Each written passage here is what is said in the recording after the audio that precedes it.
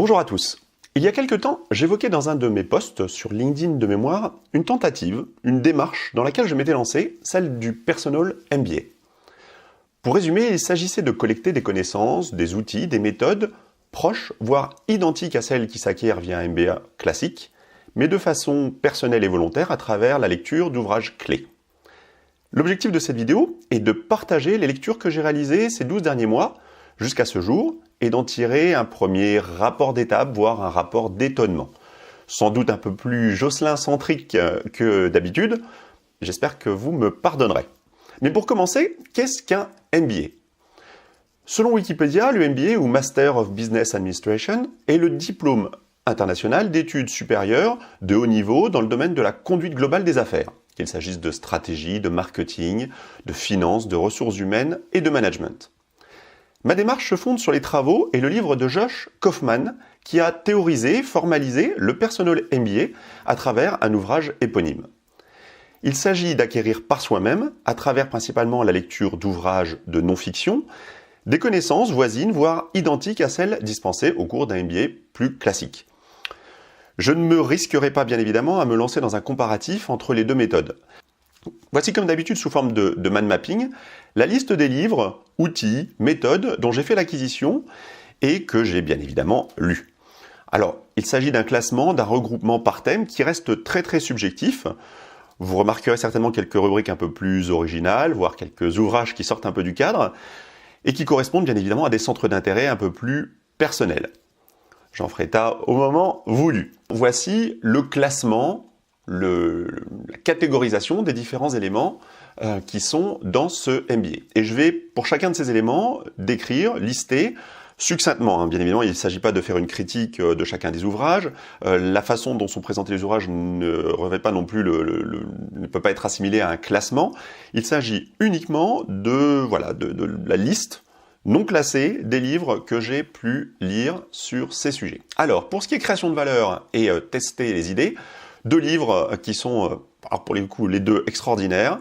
The New Business Road Test, qui vraiment nous amène à nous poser un certain nombre de questions sur le marché, l'industrie, l'équipe. Je pense que toutes les startups devraient lire ce bouquin, enfin les créateurs de startups. Et Rework, qui est aussi une vision un peu, pour employer un mot un peu à la mode, assez disruptif, mais vraiment très intéressant également. Voilà, le ton de l'ouvrage est très intéressant. New Business Road Test est beaucoup plus académique. Pour ce qui est création de valeur, là effectivement j'ai mis en premier le livre qui m'a le plus inspiré, qui est Le mythe de l'entrepreneur. Une phrase à retenir, il faut travailler sur son entreprise et pas dans son entreprise. Pour en comprendre la signification, je vous invite à lire cet ouvrage qui est vraiment fantastique. De Lean Startup, un classique, Scale et Build to Sell. Deux livres, Scale et Build to Sell, qui sont assez voisins, mais présentés de façon très différente. Scale qui regorge d'outils très pratiques, d'une méthodologie très fouillée. Build to Sell beaucoup plus léger, mais sous forme de storytelling, donc peut-être plus inspirant. La semaine de 4 heures, qui est un classique. Alors pour tout vous avouer, je ne suis pas allé au bout de ce livre, peut-être parce que j'en avais beaucoup trop entendu parler et que j'avais déjà lu d'autres livres avant celui-ci. Donc voilà, je l'ai commencé, j'en ai lu à peu près la moitié. Vraiment, je pense que c'est un très bon bouquin. Pour les personnes qui n'ont pas commencé, je dirais, cette démarche, ils peuvent commencer par celui-ci. Mais c'est pas, voilà, pour moi, c'est pas le meilleur en tout cas. Pour ce qui est leadership et prise de décision, alors là, des ouvrages qui sont un peu plus arides, mais qui relèvent là aussi d'intérêt certain. Donc, tout ce qui est pouvoir des habitudes, comment les habitudes fonctionnent, comment est-ce qu'on peut les retravailler, faire naître de nouvelles habitudes plus productives. Tout ce qui est prise de décision, pour moi, Thinking Fast and Slow, qui est vraiment un ouvrage de référence, plus que Source de Power, qui est alors pour le coup beaucoup plus aride. Thinking Fast and Slow est vraiment Thinking Fast and Slow, pardonnez-moi, est beaucoup plus fouillé et en même temps beaucoup plus émaillé d'exemples, alors que Source of Power est, de mon point de vue, un peu trop technique. Tribes, qui est un des gourous du marketing, mais je l'ai mis dans cette catégorie-là parce que effectivement, ça c'est directement lié au leadership. Et pour le coup, comment fonctionnent les tribus et comment être à l'origine du tribu et animer sa tribu. Très bon bouquin.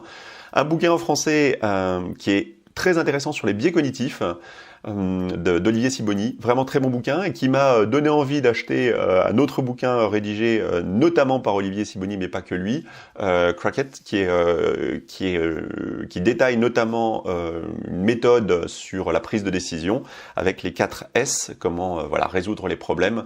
Je vous invite à lire ce bouquin. Le marketing, bon, deux livres. Alors tous les autres livres que j'évoque ici parlent également directement ou indirectement de marketing, mais ces 2 livres-là sont pour moi vraiment focus sur ces sujets marketing. Obtenir tout ce que vous voulez avec ce que vous avez aujourd'hui. Vraiment très très bon bouquin de Jay Abraham. Et les 22 lois du marketing, là aussi un très très bon livre. J'y reviendrai un petit peu plus tard sur celui-ci. La communication, alors là vous allez voir, c'est très, ça peut paraître très disparate, mais pour moi c'est intimement lié. Comment communiquer avec des idées qui collent, donc ça c'est pour moi un ouvrage de référence. Des ouvrages qui sont pour le coup un peu plus, qui sortent des sentiers battus, comme Save the Cat, qui est un livre sur comment rédiger des scripts pour le cinéma. The Boron Letters, qui est peut-être le livre sur le copywriting. Bon, il y en a plusieurs, mais celui-ci est vraiment un très très bon ouvrage et il est très intéressant parce c'est une conversation par lettre, donc épistolaire entre l'auteur et son fils, et qui relève là aussi qui recèle de trucs et astuces. Vraiment un très très bon livre. Là, comment prendre la parole en public. Encore un livre en français, très très intéressant aussi, avec beaucoup d'exercices, énormément de trucs et astuces. Là, 2 livres qui sont liés aux émotions et liés aussi à l'écriture, des scripts ou de romans. Fantastique. Au final, tout n'est qu'émotion, et je pense que ce qui fera la différence dans le futur, bien évidemment, c'est la capacité qu'ont les personnes à faire naître de l'émotion dans leurs équipes, chez leurs clients. Et c'est ce qui fera également, je pense, que l'homme pourra survivre à l'intelligence artificielle. Voilà, donc 2 livres très très intéressants également. Je continue sur ce qui est vente et négociation. Alors là, des livres aussi très différents sur à la fois comment négocier, les techniques de vente, comment créer une équipe de vente. Des livres qui sont, alors certains plus méthodologiques que d'autres, par exemple comment négocier pour obtenir un avantage, très méthodologique et peut-être parfois aussi un peu aride. Par contre, par exemple, La machine ultime à vendre, qui est très facile à lire, qui regorge d'énormément de trucs et astuces sur des domaines qui dépassent bien, qui vont bien au-delà de la vente et de la négociation.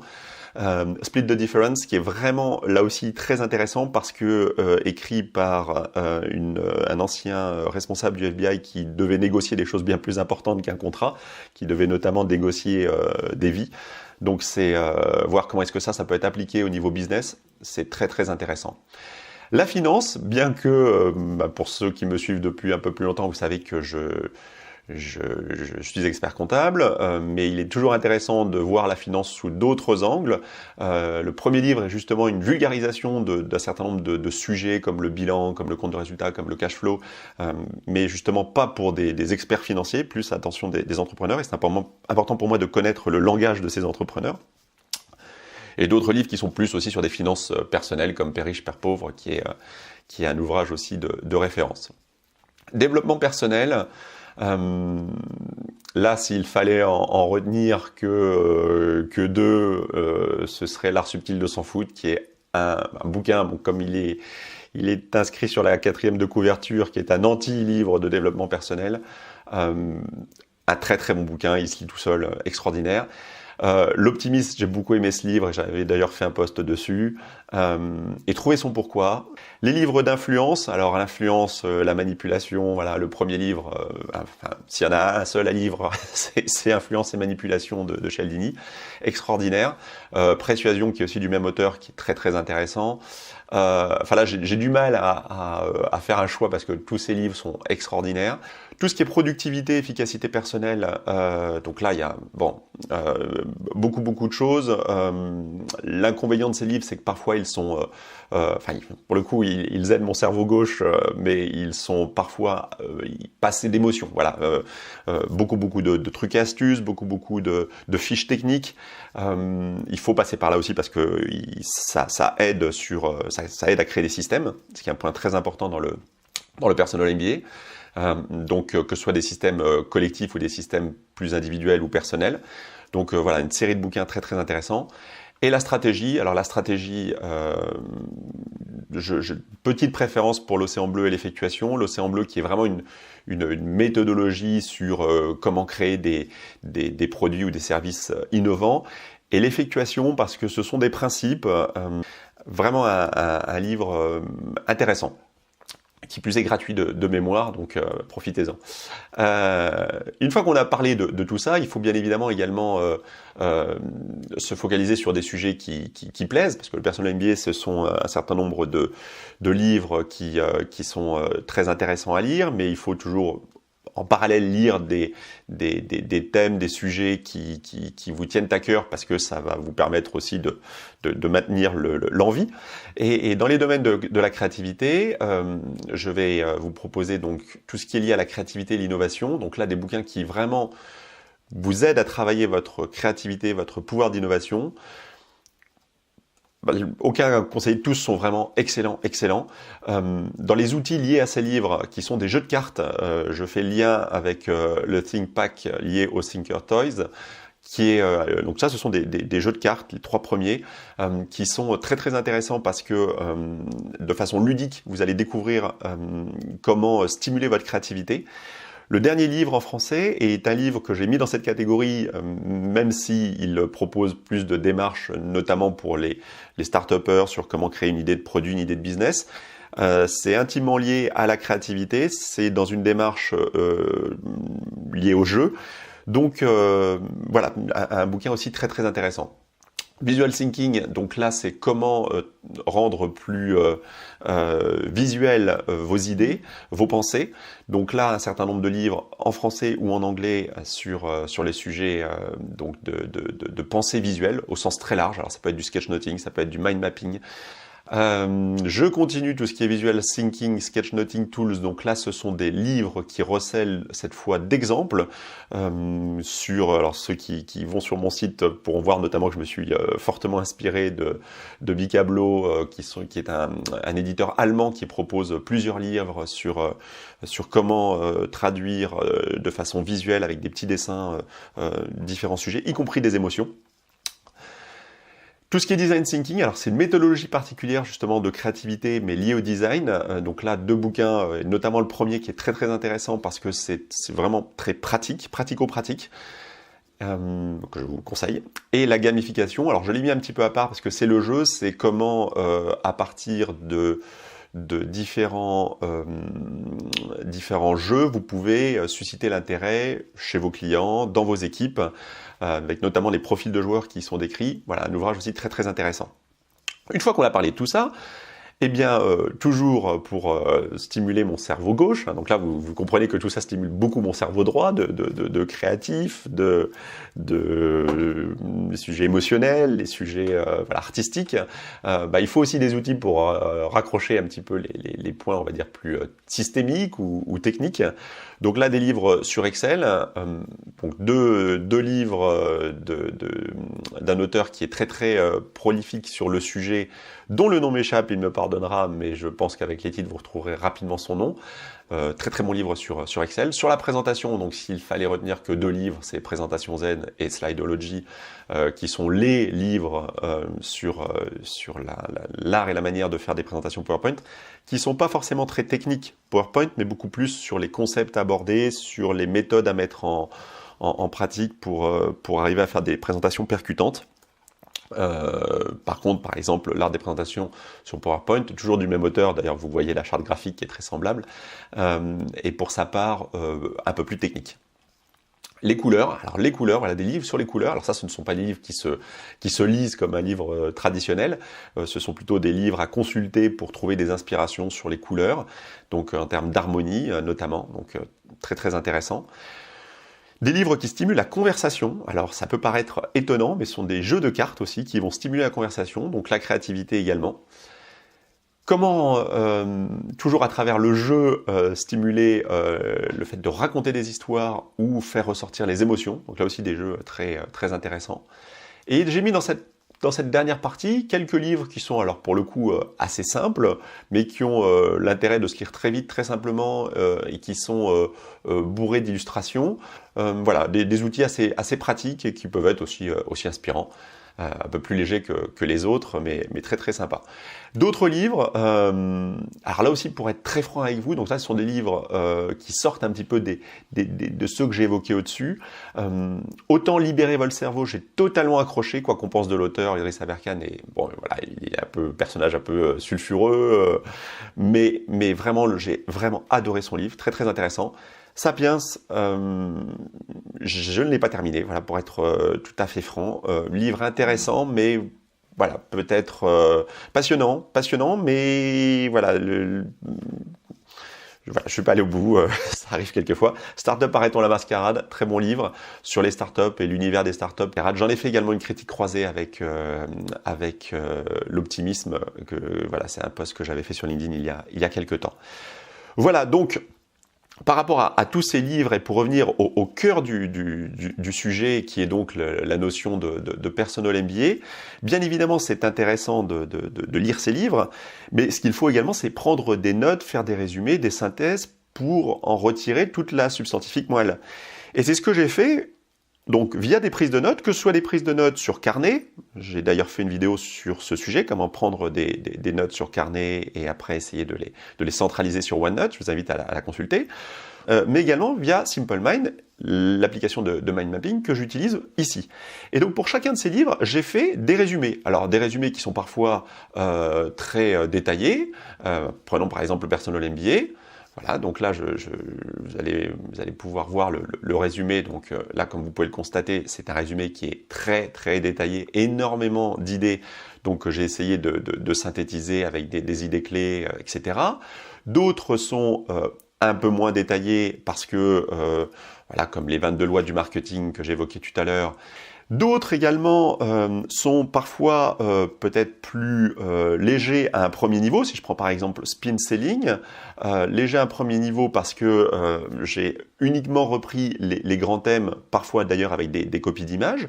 Mais pour chacun de ces résumés, j'ai également réalisé un résumé plus détaillé, cette fois sur Excel que j'ai converti en PDF, pour avoir parfois même des citations sur les thèmes abordés. Donc les mind mapping que vous avez vus sont un condensé de ces notes qui sont donc des notes prises directement dans les livres. La plupart, comme vous avez pu le voir, sont des livres que j'ai consultés, lus sous Kindle, donc ils permettent des prises de notes directement à l'intérieur du livre.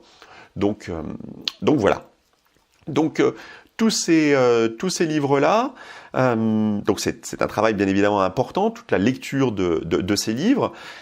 Mes connaissances sont forcément étendues, développées, mais je constate aussi que mon mode de pensée s'est transformé, a évolué. Ma vision qui était assez cartésienne des choses, alors c'est soit renforcée sur certains aspects, par la mise en place de systèmes, de modèles, mais alors, pour compenser, je vais dire, j'ai pu également fortement développer et enrichir mon cerveau droit, notamment sur les aspects liés à la créativité, à l'imagination et aux émotions. C'est difficile à ce stade d'en tirer un bilan, mais très clairement, mes nouvelles connaissances me servent au quotidien, et à plus long terme, je suis persuadé qu'elles vont influencer mon évolution, mes futures expériences. Je vous tiendrai bien évidemment informé. Voilà, j'espère que cette nouvelle vidéo un peu longue, soit vous aura donné quand même envie et pourquoi pas de vous lancer dans ce type de démarche qu'est le Personal MBA, ou plus simplement de lire ce type d'ouvrage de non-fiction. Si vous avez des questions sur la démarche ou les outils évoqués ici, n'hésitez pas bien évidemment à me les poser en commentaire. N'hésitez pas bien évidemment non plus à vous abonner. Je vous dis à très vite pour une nouvelle vidéo. Merci beaucoup.